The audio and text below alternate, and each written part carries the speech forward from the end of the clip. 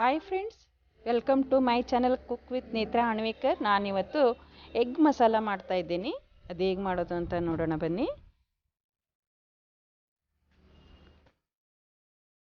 ಮೊದಲು ಒಂದು ಪಾತ್ರೆಯಲ್ಲಿ ಎಣ್ಣೆ ಹಾಕ್ಕೊಳ್ಳಿ, ಒಂದು ದೊಡ್ಡ ಸೌಟ್ನಿಂದ. ದಾಲ್ಚಿನ್ನಿ, ಲವಂಗ ಒಂದೆರಡು, ಕಾಳು ಮೆಣಸು ಒಂದೆರಡು ಹಾಕಿ, ಸಣ್ಣಗೆ ಹೆಚ್ಚಿರೋ ಈರುಳ್ಳಿ 2 ಹಾಕಿ, ಸ್ವಲ್ಪ ಕರಿಬೇವು ಹಾಕಿ,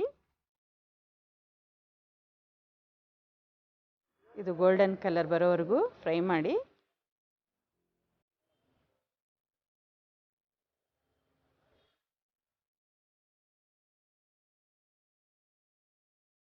ಇವಾಗ ಸಣ್ಣಗೆ ಹೆಚ್ಚಿರೋ ಕ್ಯಾಪ್ಸಿಕಮ್ ಹಾಕ್ಕೊಳ್ಳಿ. ಅಂದರೆ ಸ್ವಲ್ಪ ಗ್ರೇವಿ ಟೈಪ್ ಸಿಗುತ್ತೆ ಮಸಾಲ ನಿಮಗೆ ಇದನ್ನೆಲ್ಲ ಹಾಕಿದರೆ.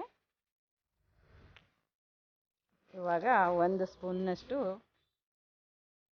ಕೊತ್ತಂಬರಿ ಪೌಡರ್ ಹಾಕಿರಿ, ಸ್ವಲ್ಪ ಜೀರಿಗೆ ಪುಡಿ, ಸ್ವಲ್ಪ ಅರಿಶಿಣ ಪುಡಿ,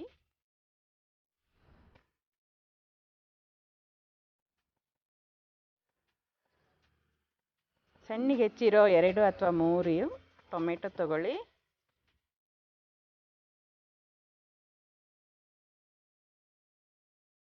ಇದು ಚಪಾತಿಗೆ, ರೈಸಿಗೆ ಚೆನ್ನಾಗಿರುತ್ತೆ. ರೆಡ್ ಚಿಲ್ಲಿ ಪೌಡರ್ 1-2 ಸ್ಪೂನ್ ಹಾಕಿ,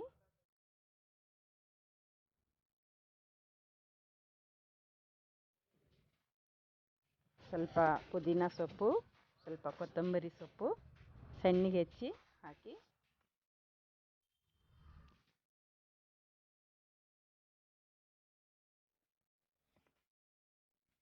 ಸ್ವಲ್ಪ ನೀರು ಹಾಕಿ,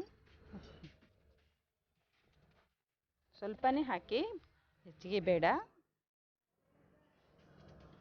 ಸ್ವಲ್ಪ ರುಚಿಗೆ ತಕ್ಕಷ್ಟು ಉಪ್ಪು,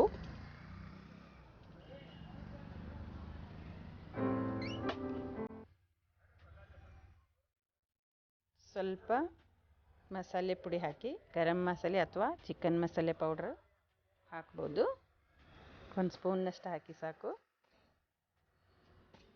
ಇನ್ನು ಸ್ವಲ್ಪ ನೀರು ಹಾಕಿ ನೋಡಿ.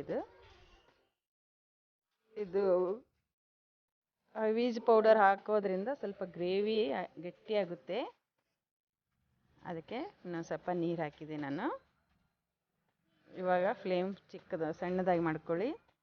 ಈ ಕುದಿಸಿರೋ ಎಗ್ ಇರುತ್ತಲ್ಲ, ಅದನ್ನು ದಾರದಿಂದ ಕಟ್ ಮಾಡಿದರೆ ನೈಸಾಗಿ ಬರುತ್ತೆ ನೋಡಿ. ಈ ಥರ ದಾರದಿಂದ ಕಟ್ ಮಾಡಿ ಎಗ್ ಅದೇ ಮಸಾಲೆದಲ್ಲೇ ಹಾಕಿ,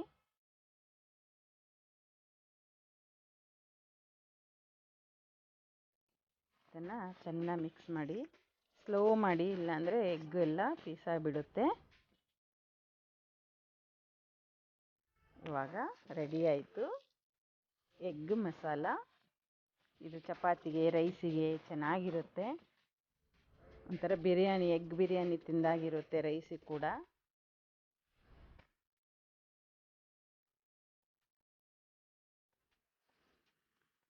ಸ್ವಲ್ಪ ಮೇಲಿಂದ ಕೊತ್ತಂಬರಿ ಸೊಪ್ಪು ಹಾಕಿ. ಇವಾಗ ರೆಡಿ ಆಯಿತು ಎಗ್ ಮಸಾಲ.